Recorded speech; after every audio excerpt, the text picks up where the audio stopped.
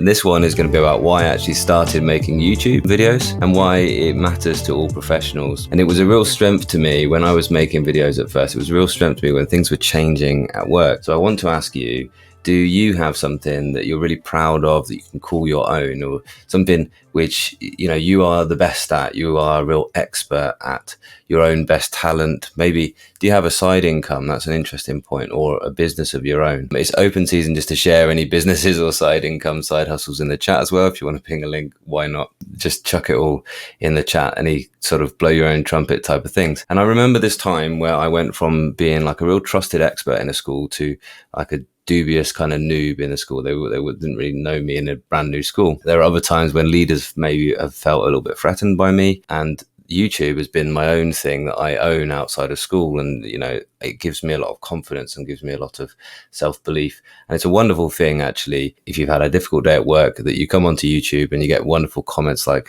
I get from all you wonderful people in the audience. So just big thank you for that, really. And I'll maybe tell a little bit more about those stories in full another time, but it was really nerve-wracking being at this brand new school, thinking to myself, I'm starting a YouTube channel, and I was teaching physics on my YouTube channel, and I was thinking, how is this going to be received by other people? It's always like that when you're starting new things, when you're carving out a bit of a new path, it can be pretty nerve-wracking. For example, the first time I did a live stream on Eink tablets, right? For large portions, there was absolutely nobody there, like zero.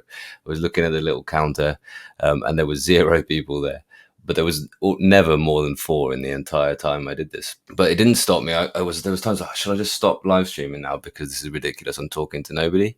But I looked the other day at this video in the analytics, and it said it's earned £100 in the 9 months since I did it. So just sitting there talking to nobody, and that has earned me £100 rather. It's had 10,000 people view it since I sat there and talked to nobody. And I kind of think that's an important point. When you feel like you're doing something that isn't necessarily being well received, give it time. And thank you so much to everybody for showing up today and making that counter not 0 today. It's absolutely wonderful. And I hope that I can really just help you choose an Eink tablet, but also talk about how they're going to fit into your workflow, and talk about how things can improve for you at work. And I wonder, have any of you felt like that at work? Have you ever been made to feel like less confident or less competent about what you're doing? Have you ever been made to feel that way by a leader? Have you ever felt worth less than you actually sort of give yourself the self-esteem for? Have you ever questioned yourself? Because I think no professional should be made to feel like this.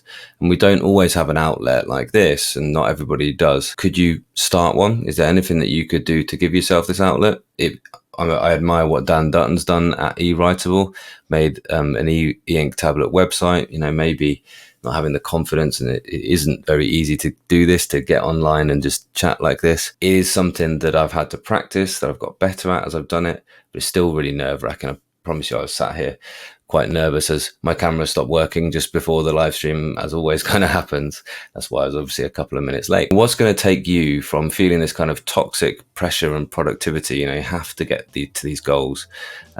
What's going to take you from toxic productivity to resilient productivity is something I'd encourage you to reflect on. And I want to bring this up because as this channel grows, I want to be a place of reflection and calm and support for professionals, as well as a place for great reviews on tech for professionals. You know, this is my sort of things that I'm really passionate about. I think this is a massive point in my profession. Certainly at this point, there's been a big news story in my profession which has made me think of this. Unfortunately, a school that was downgraded from outstanding to inadequate because of one of the gradings, and unfortunately it was the trigger for the head teacher actually committing suicide. I've put a link in the description for the news story for that because I think it just highlights something that we have in our professional world, where we actually we struggle with the pressures that we put each other under. So that's why I was reflecting on these things this week. That's that story.